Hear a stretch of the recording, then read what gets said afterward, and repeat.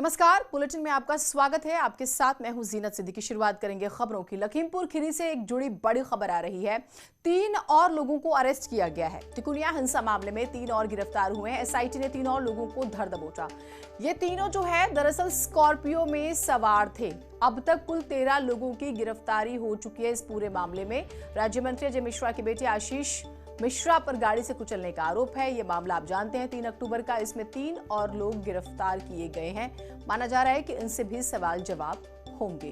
तो कुल इस पूरे मामले में 13 लोगों को गिरफ्तार किया जा चुका है।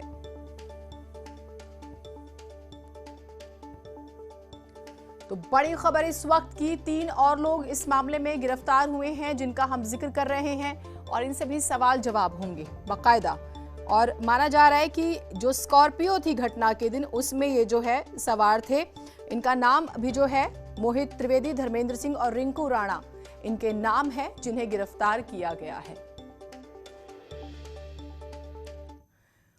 आईएएस इफ्तिखारुद्दीन की बढ़ेगी मुश्किलें। सीएम योगी ने सीनियर अफसरों से इस बारे में चर्चा की है। एसआईटी की जांच रिपोर्ट पर चर्चा हुई है। अब एटीएस कर सकती है मामले की जांच, सूत्र ये कह रहे हैं। आईएएस के संपर्क में रहे लोगों से भी जांच पड़ताल होगी। आईएएस इफ्तिखारुद्दीन, इन पर आरोप है कि इन्होंने लोगों को धर्म परिवर्तन के लिए उकसाया। इन्होंने गलत तरीके से अपनी ड्यूटी के दौरान लोगों को जो है, आप जानते हैं कि धर्म परिवर्तन के लिए उकसाया। कई वीडियोस सामने आए और माना जा रहा है कि इस मामले में और भी सख्ती से जांच हो सकती है।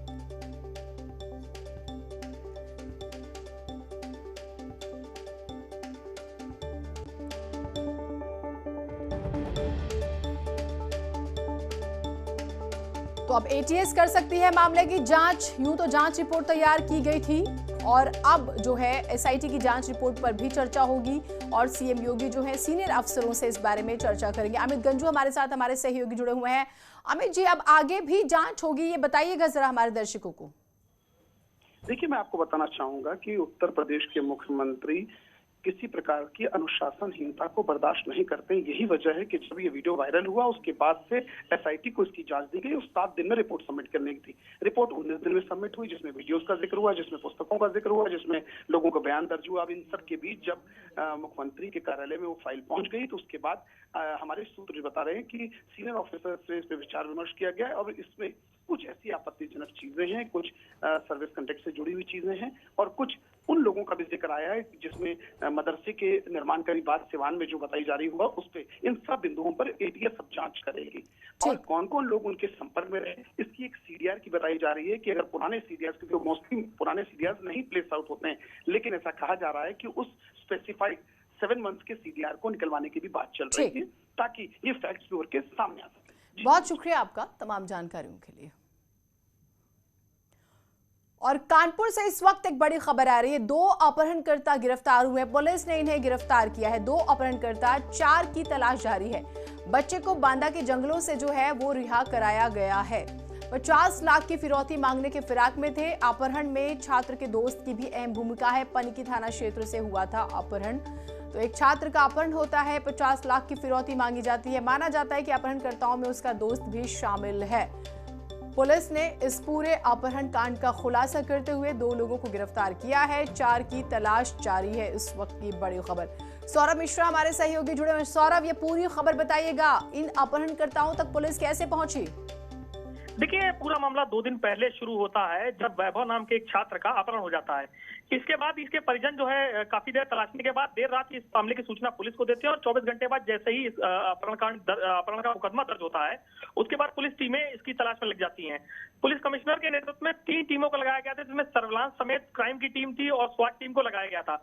और वहां मौके पर पता चला जहां पर इस छात्र की साइकिल बरामद हुई थी तो उसके पास के दुकानदार ने एक गाड़ी का नंबर नोट किया था, जिसके बाद पुलिस इस पूरे केस को ट्रेस आउट किया। पुलिस ने पूरे मामले का खुलासा किया।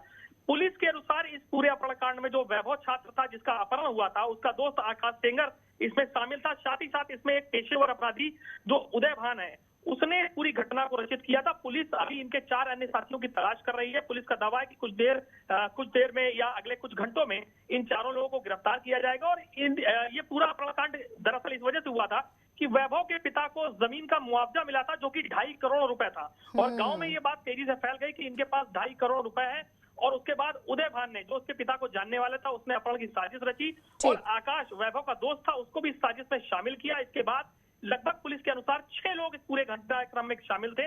एक स्कॉर्पियो गाड़ी पुलिस ने 2 तमंचे बरामद किए। जो अपहरणकर्ताओं से छात्र छूटा है, उसका साफ तौर पे कहना था कि उसके मुंह पे कपड़ा लगाकर उसके ऊपर तमंचा लगा करके लगातार ये लोग उसको प्रताड़ित कर रहे थे और पहले उसको एक घर में ले गए, उसके बाद जंगलों में ले गए, उसकी हत्या करने वाले थे। लेकिन समय रहते पुलिस ने इस पूरी घटना का खुलासा कर दिया। जो एक बड़ी घटना हो सकती थी उसको पुलिस ने रोक लिया। ये अपनी तरह का मामला है जब पुलिस वक्त रहते पहुंचती है और इस पूरे अपहरण कांड को सुलझाती है। बहुत शुक्रिया आपका तमाम जानकारियों के लिए।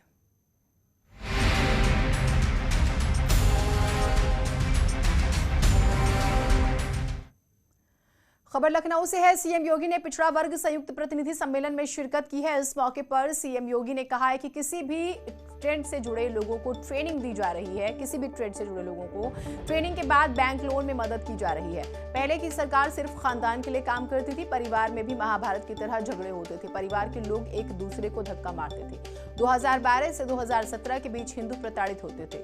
हिंदू शिकायत करता था तो उल्टा उसी पर मुकदमा हो जाता था। हर त्योहार से पहले दंगा हो जाता था, कर्फ्यू लगता था। ये लोग बेशर्मी से गोल टोपी पहनकर लोगों को अपमानित करते थे।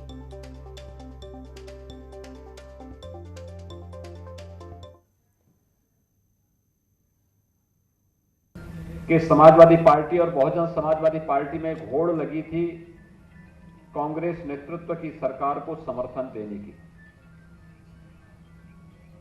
उस समय समाजवादी पार्टी ने तो बिना मांगे ही समर्थन दे दिया था और उनका समर्थन इस बात को लेकर के था जिससे कांग्रेस के कंधे पर बंदूक रख करके हिंदू आस्था को आहत किया जा सके। सेतुबंध को तोड़ने के लिए हजारों वर्ष पहले, युगों पहले मर्यादा पुरुषोत्तम भगवान श्री राम को लंका जाने के लिए इस सेतुबंध का निर्माण नल और नील 2 भाइयों ने किया था, जिसको एक सामान्य हिंदू जनमानस अपनी आस्था के साथ जोड़ करके देखता है और रामायण की एक निशानी के रूप में आज भी उसके साथ अपनी आस्था को जोड़ता है। उस आस्था पर प्रहार करने का कार्य किया था कांग्रेस, सपा और बसपा ने। 2004 से 2017 के बीच यानी पहले 14 वर्ष में इतनी नौकरी नहीं मिल पाई थी और जो नौकरी सरकारी आती भी थी तो कहीं भाई, कहीं भतीजा, कहीं चाचा, कहीं मामा, ये सब वसूली में लग जाते थे। योग्य व्यक्ति को नौकरी नहीं मिल पाती थी। भाइयों बहनों, आज ऐसा कुछ नहीं हो सकता। आज तो मेरिट के आधार पर सारे कार्य हो रहे हैं। पहले सरकारें अपने परिवार को ही प्रदेश मान लेती थी। आपने 2012 से 17 के बीच में देखा होगा, एक पूरा खानदान लूट खसोट पे लगा हुआ था। महाभारत के सारे रिश्ते उनके साथ पास थे। कहीं चाचा है, कहीं मामा है, कहीं नाना है, कहीं भतीजा है, कहीं कोई और है। ये सब रिश्ते महाभारत के रिश्तों को ताजा कर रहे थे। कोई किसी को धक्का देके बाहर कर रहा है, कोई किसी को मार रहा है, कोई किसी की संपत्ति को कब्जा कर रहा है, कोई कहीं दंगों को आगे बढ़ाने का कार्य कर रहा है। ये सब चलता था। महाभारत का दृश्य अगर देखना था तो भाइयों बहनों 12 से 17 के बीच में जो सरकार प्रदेश में थी उसका वो जीवंत कलयुगी अवतार थी। उस समय आपने देखा होगा कैसे प्रताड़ित किया जाता था। कोई जिला ऐसा था जहां बड़ा दंगा न हुआ हो। हर जिले में बड़े बड़े दंगे थे और उल्टे हिंदू प्रताड़ित भी होता था। अगर वह शिकायत करने चला गया तो उस पर उल्टे मुकदमे होकर के उसको बंद कर दिया जाता था। आज क्या प्रदेश में कोई दंगा कर पाएगा? आज तो कोई प्रदेश में दंगा नहीं कर सकता। भाइयों बहनों, जब दंगा होता है तो ये दंगे कब होते थे? जब आपका पर्व और त्योहार आता था। होली आई, होली के पहले दंगा। रक्षाबंधन आता था, उससे पहले दंगा। विजयादशमी आती थी, उससे पहले दंगा। दीपावली आती थी, उससे पहले दंगा। जन्माष्टमी से पहले दंगा, शिवरात्रि के पहले दंगा, रामनवमी के पहले दंगा, कोई पर्व और त्योहार मना ही नहीं पाता था, क्योंकि तब तक कर्फ्यू लग जाता था और कर्फ्यू के साए में हर व्यक्ति सहमा रहता था, पर्व और त्योहार नहीं मना पाता था। और दूसरी तरफ ये लोग जाते थे बड़ी बेशर्मी के साथ गोल टोपी पहन करके प्रदेश की जनता को अपमानित करने का कार्य भी करते थे।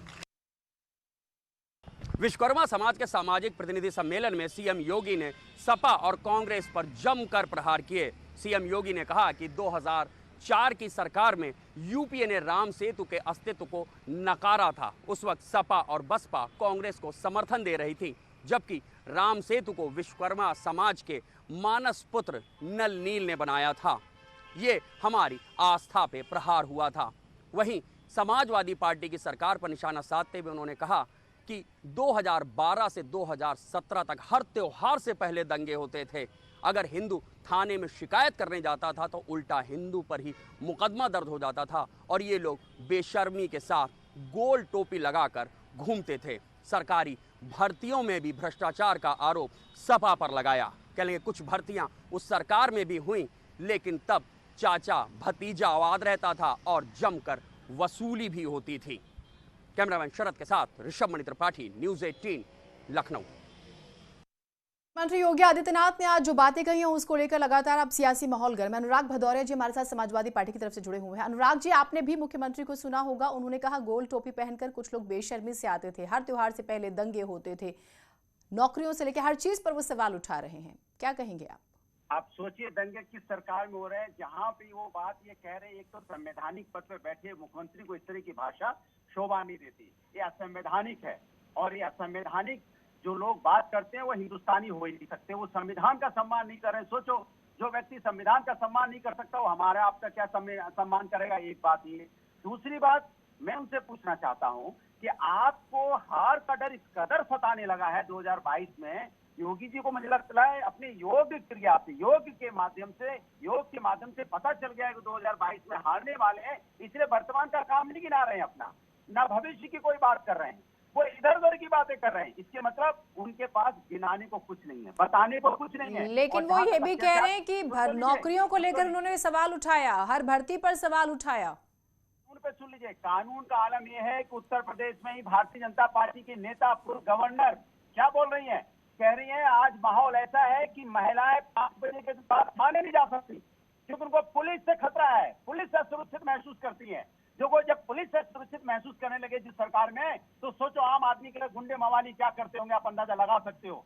जहां पुलिस से सुरक्षा का महसूस होने लगे महिलाओं को, वो प्रदेश में जंगल राज और गुंडा राज भूल गए। योगी जी ठीक है, आप रहिए हमारे साथ सुरेंद्र भदौरिया जी जुड़े हुए हैं, सुरेंद्र राजपूत जी, माफ कीजिएगा, कांग्रेस की तरफ से। सुरेंद्र जी, आज मुख्यमंत्री योगी आदित्यनाथ ने जो बातें कही लगातार उसकी चर्चा हो रही है, चाहे वो दंगों की बात हो, रोजगार को लेकर बात हो, जो माहौल था उसको लेकर वो बात कर रहे हैं। कहीं ना कहीं पिछली सरकार कटघरे में है। बेशक से आप लंबे समय से सत्ता में नहीं है, लेकिन ख्वाब तो देख ही रहे हैं, आने का, ये कोशिश कर ही रहे हैं, तो उस लिहाज से क्या जवाब है आपके पास इन आरोपों का? जीनत, जब आदमी को अपना कुछ दिखाने का नहीं रहता है तो पुरानी सरकारों के सर पे ठीकरा फोड़ने की कोशिश करता है। आज योगी जी पिछले 5 साल से लगातार मुख्यमंत्री हैं कि कोई डिस्ट्रप्शन नहीं हुआ है उनको। अगर वो 5 साल में इन सारी पिछली सरकार की कमियों को या तो दंड देने में काबिल नहीं हुए और या उनको सही करने में काबिल नहीं हुए, तो उनसे अयोग्य मुख्यमंत्री कोई नहीं हो सकता। उन्होंने इसका मतलब कुछ किया ही नहीं, ना पिछली सरकार की कमियों को ठीक किया और ना ही वर्तमान में कोई काम किया। इसीलिए वो दोबारा से जब चुनाव आ गए हैं तो अपने आप को एक बेचारा सा मुख्यमंत्री दिखा करके पुरानी सरकार के कामों को या गलत चीजों को गिना रहे हैं। भाई, पुरानी सरकार की गलत चीजों को शिखंडी बना करके आप पीछे क्यों छुप रहे हैं उसके, ये जरा सा बताइए ना हमें। पिछले 5 साल में आपने काम किया है या नहीं किया है, इस पर चुनाव वोट होगा। बेरोजगारी 70 लाख रोजगार दिए या नहीं दिए, इस पर वोट होगा। महिलाओं के प्रति जो आपने अपमानित किया है, इस पर वोट होगा। किसानों को जो आपने 10 महीने से सड़क पर बैठा रखा है, उनका बकाया नहीं दिया, इस पर वोट होगा? इस पर थोड़ी वोट होगा कि ठीक है। और शायद यही वजह कि कांग्रेस पार्टी 7 प्रतिज्ञाएं लेके आ रही, जिसमें रोजगार की बात हो रही, किसानों का कर्ज माफ, बिजली बिल माफ, तमाम ऐसे वादे हैं, 7 खासतौर से प्रतिज्ञाएं। आप दोनों का बहुत शुक्रिया, आप हमारे साथ जुड़े। कुल मिलाकर मुख्यमंत्री योगी आदित्यनाथ ने जो भी प्रश्न उठाए हैं, अब विपक्ष जो है उस पर जवाब जरूर दे रहा है, तिलमिलाया हुआ भी। एक छोटा ब्रेक ले रहे हैं, कहीं मत जाइएगा।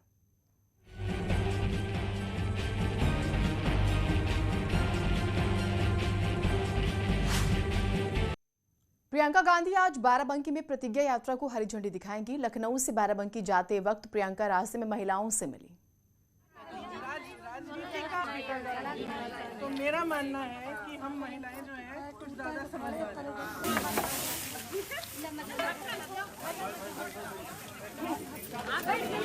हैं। उत्तराखंड की पूर्व राज्यपाल बेबी रानी मौर्य ने यूपी पुलिस पर सवाल खड़े करते हुए कहा है कि महिलाएं शाम 5 बजे अंधेरा होने के बाद थाने कभी अकेले न जाएं। अगर जरूरी हो तो अगले दिन जो है अपने भाई या पति को लेकर ही थाने जाएं। 5 बजे के बाद, अंधेरा होने के बाद कभी थाने मत जाना, फिर अगले दिन सुबह जाना। बेबी रानी मौर्य के बयान पर एसपी और कांग्रेस ने बीजेपी पर जमकर निशाना साधा। और आरएसएस की नीयत में ही महिला विरोध है। बेबी रानी मौर्य जी भी उसी सोच को परिलक्षित कर रही हैं जो आरएसएस और बीजेपी की सोच है। 5 बजे के बाद महिलाएं थाने क्यों नहीं जाएंगी, यह दर्शाता है कि उत्तर प्रदेश की भाजपा की आदित्यनाथ सरकार में किस तरीके से जंगल राज फैला गया है कि महिलाएं थाने तक 5 बजे के बाद नहीं जा सकती। एक तरफ प्रियंका गांधी जी महिलाओं का मनोबल बढ़ाने का काम कर रही हैं, 40% टिकट देकर उनका हौसला अफजाई कर रही हैं, और दूसरी तरफ भाजपा के नेता लगातार महिलाओं को कमजोर। उत्तर प्रदेश में कानून व्यवस्था इस कदर चरमराई है, इस कदर खराब है कि जिसका जीता जागता एग्जाम्पल पूर्व राज्यपाल बेबी रानी मौर्य जी का बयान है, जो कह रही हैं 5 बजे के बाद महिलाएं थाने ना जाएं, जाएं तो परिवार के साथ जाएं। मतलब पुलिस वालों से ही महिलाओं को डर लग रहा है। गुंडे बवाली तो यहाँ महिलाओं को परेशान कर ही रहे हैं। उत्तर प्रदेश के अंदर में क्यों ना पुलिस से डरें, क्योंकि पुलिस की कस्टडी में लोगों की मौत हो जाती है। पुलिस होटल में घुस के किसी को ठोक देती है, रात के अंधेरे में ठोक दे रही है। महिलाओं का अंतिम संस्कार भी बिना माँ बाप के परमिशन के कर दे रही है। सोचो आप, उत्तर प्रदेश के अंदर में पुलिस से भी महिलाएं डर रही हैं, गुंडे मवाली से भी डर रही हैं। इसके मतलब उत्तर प्रदेश के अंदर जंगल राज, गुंडा राज चल रहा है। एक छोटा सा ब्रेक ले रहे हैं, ब्रेक के बाद खबरें देखिए उत्तराखंड से।